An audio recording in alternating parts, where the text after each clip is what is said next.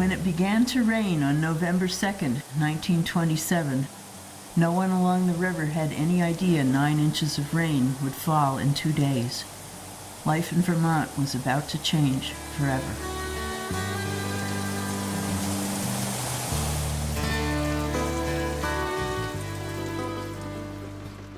The rain came down in torrents.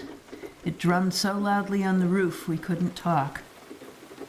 Grandma made 27 loaves of bread that morning.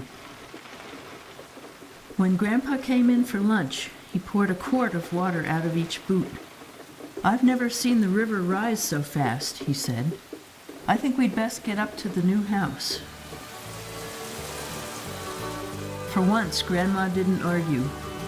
By the time she'd packed up, the water was up to the porch. I pushed the baby carriage with all those loaves of bread through the mud and rain up to the new house. "Guess I built this place just in time," Grandpa said. Much has been written about the Vermont flood of 1927. This story is based on memories of an unfinished house that became an ark for a farming community on a river in northern Vermont. People and cows were stranded in trees and had to be rescued by rowboats. 33 people ended up living in that house after the flood. There were 200 chickens in the house, along with many other farm animals. One person arrived with dozens of loaves of bread. They even brought in a horse to help heat the house.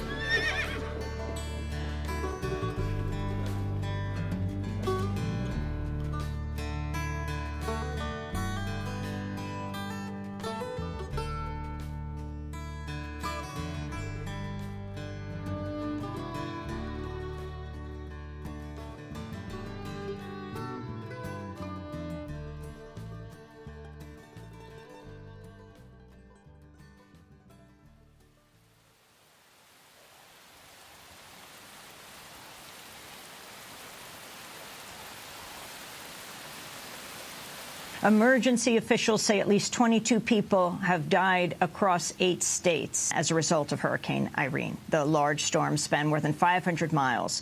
After making landfall in North Carolina Saturday, Hurricane Irene was downgraded first to a tropical storm, then to a post-tropical cyclone as it hit New York City, flooding waterfronts and low-lying areas.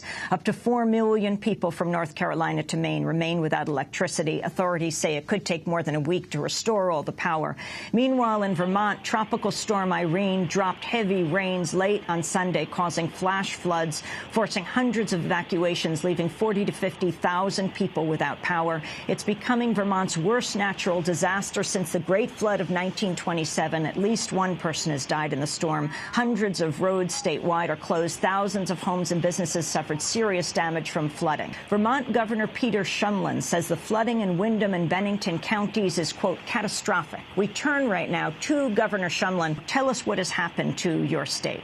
We've just been devastated. We prepared for the worst, and frankly, we got the worst. Just extraordinary amounts of rain, as much of it as 1.5 inches an hour. And in this little state, which is nothing but beautiful mountains feeding into valleys with small streams, that just means flooding, loss of property, houses, bridges, infrastructure. So we've been devastated, particularly in the southern and central parts of Vermont. Oh, my God. Oh, sad.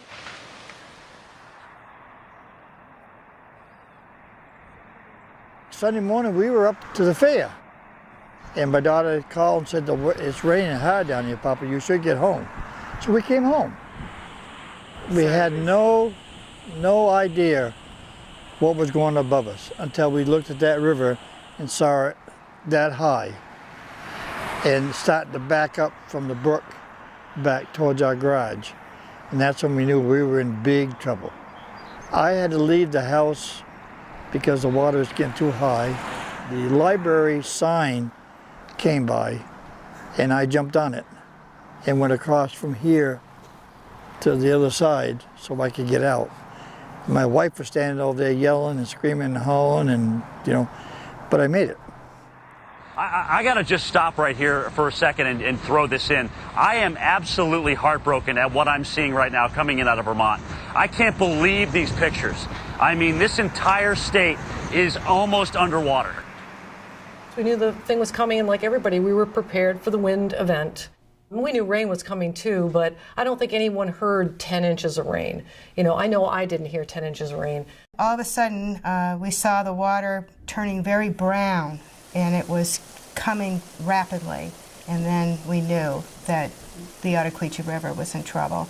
We were open, and people are coming and going. You know, it's Sunday. We sold a lot of newspapers. Sunday was a very busy day for the locals. Then I looked over, and the water's coming up from the Ottaquechee on the right-hand side. I'd never seen that before.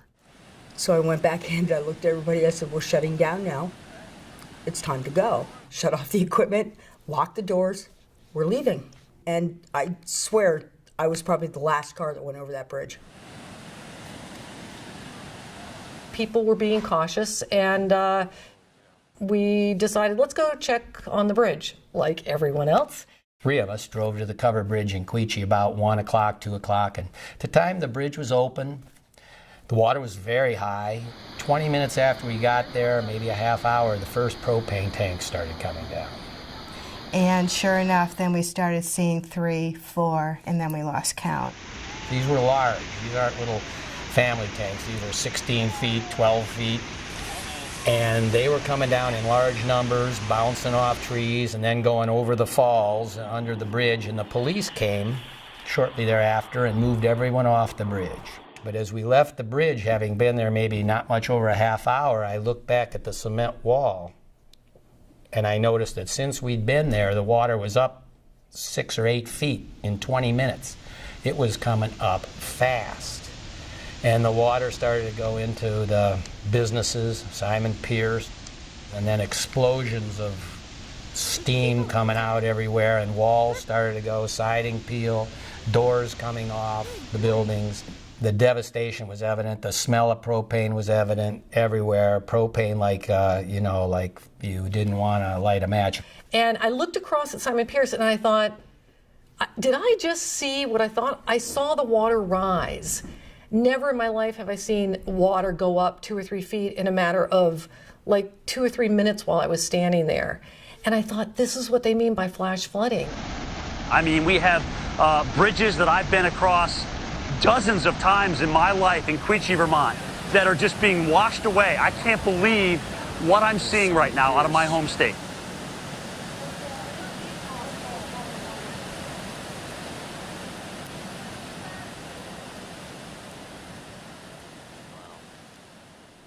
Tropical Storm Irene made landfall and tracked up the western part of New England. And between 2 p.m. and 5 p.m., it had only moved this distance.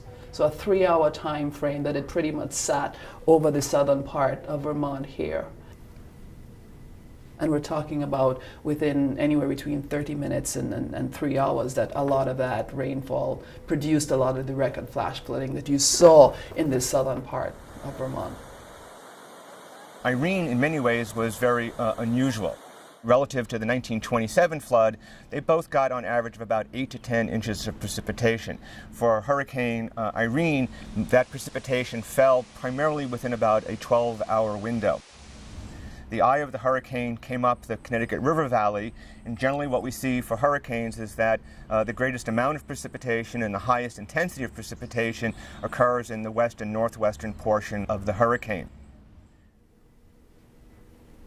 One of the ways in which record flooding can occur is if a number of factors come together. The first one is primarily the amount of rainfall that fell, the duration or the time frame within which it fell, but also importantly is what did the ground actually look like when that rain fell. So in the case of Irene, we had 2 batches of rainfall that pretty much primed the ground even before Irene hit, and that helped saturate the ground. And because that was already in place, the streams already at or close to being bank full in terms of their conditions. And so when Irene came through, you had sort of like the convergence of all of these great factors in steep topography, which all helps to, again, concentrate that flow, make it move downstream really quicker than it would usually do. So when we think about what a landscape is capable of doing relative to the amount of precipitation that's falling, you might want to think of it as a sponge. At some point, that sponge is going to get saturated. As you keep pouring water out of the faucet onto that sponge, that water is ultimately going to start running off. And it's going to run off the landscape, and gravity takes over, of course. Gravity drives the bus and everything here, and gravity is going to take that water down the landscape into the river valley. And as you keep adding more water onto that sponge or onto that landscape, progressively more water is going to be routed into the stream channel, ultimately leading to a flood.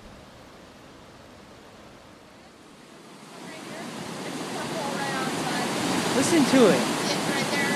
Oh my God.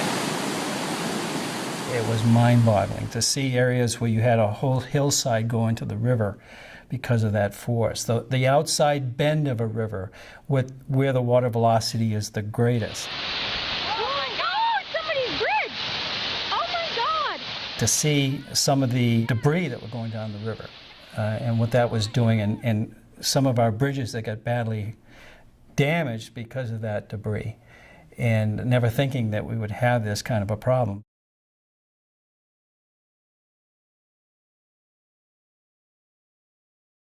And this also was quite unusual about Hurricane Irene, and I would say to some extent dwarfing what happened with the 1927 flood. For Hurricane Irene, for many instances and many locations throughout the state of Vermont, we see upwards of about 2 or 3 feet of overbank sediment deposition. This is incredibly rare from a geologic and geomorphic perspective. Generally, when we think about overbank deposition across broad valley systems, that essentially, even during large floods, this might be something in the order of a couple of inches to a half a foot at most. For places like South Royalton, across the baseball field, which sends me deeply as a baseball fan, we saw upwards of about 2 to 3 feet of sediment deposited broadly across the floodplain of the White River. In many other locations, not just in the White River, but in other locations throughout central and southern Vermont, we see upwards of about half a foot to a foot of overbank deposition related to Irene.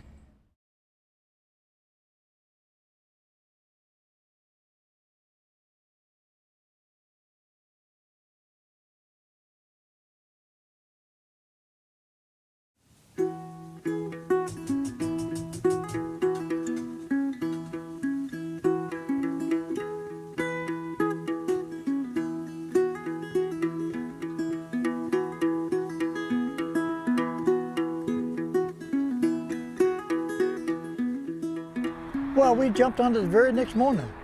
I had 3 or 4 of my friends come with pumps, and we had generators, and we hooked up the pumps and we started pumping. The church in town here, they were just absolutely tremendous. They treated us very well. They were here, they were just like family. There's plenty of help out there, just ring the bell and they'll come. After the flood, for weeks, the heavy equipment was in the river. That was an additional problem in itself, because with environmental regulations suspended for an extended period of time after the flood, a lot of damage was done that I don't think was necessary by the hand of man, contributing to the next flood.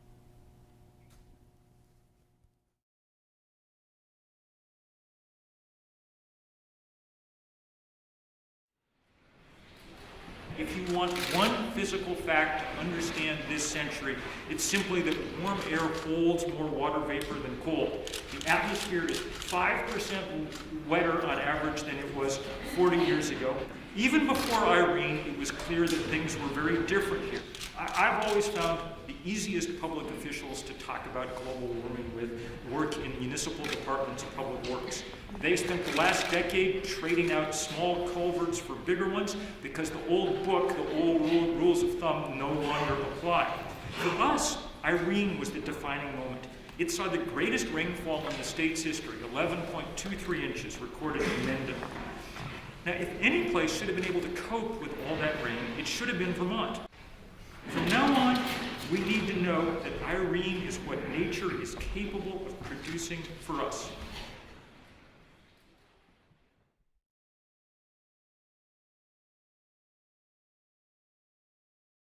When you talk about sea surface temperatures and the role of them in fueling hurricanes, hurricanes are an engine. The fuel that comes from the ocean is both in terms of the moisture as well as in terms of the actual energy itself. So as long as it's moving over warm waters, you need at least 80 degrees Fahrenheit, 25 degrees Celsius for that engine to be really pumping. So when you think about Irene and you think about Sandy and you think about the tracks that they took, both of them sort of moved over the Gulf Stream, which is by nature a warm current. In the case of Hurricane Irene, the Gulf Stream waters were anywhere between half a degree to about 2 degrees Celsius above the average values. In the case of Sandy, they were as much as 4 degrees or 5 degrees warmer than the average. So when you look at how do events taking place in the Arctic influence what's taking place in the mid-latitudes where we live, there's been some work done on the Arctic amplification, which refers to the warming in the Arctic that is occurring faster than what is taking place in the mid-latitudes. So you've got a difference in the rates of warming, and how does that affect what's taking place in other places besides the Arctic? Once you start changing conditions in the Arctic, be it warming, be it feedback loops, be it sea ice extent, be it temperatures, be it methane release, all the different processes that you can see taking place in the Arctic, how does that move from a land surface affecting the atmosphere, and how does that atmosphere over the Arctic then start to affect what's taking place in the mid-latitudes in such a way that you see changes in jet stream flow, which will then lead to changes in your storm systems.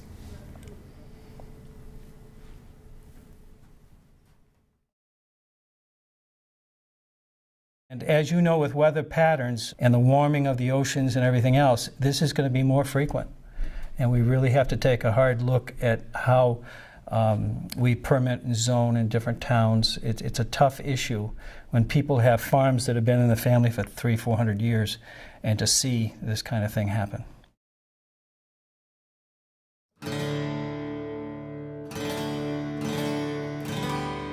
One of the ways that we learn is through stories. I mean, that's how human beings learn, by telling stories, by listening to stories. And what better way to go ask a family member or a community or a church member who's lived in the area for a long time, what do they remember about a particular event? They might even have diaries from their parents that recorded a particular event that they can go back and look at and then use that to connect with what we're seeing now. And so it's a great way to bring communities together in terms of matching up the past, the present, and the future in a way that enhances everybody, because everybody's voice is then heard.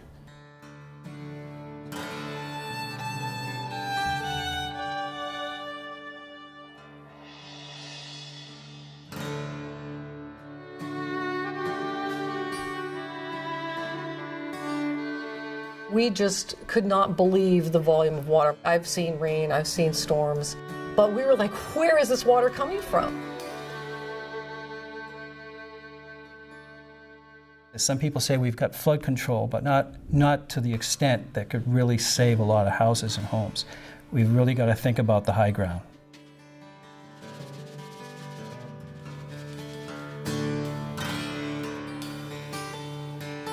I listen for the birds every morning because they make you happy. We didn't hear the birds for weeks after that. They went deeper into the woods to protect themselves and to make sure they had food. Water will go where water needs to go, and there's nothing you can do about it. Absolutely nothing. It's going to take out what it needs to take out.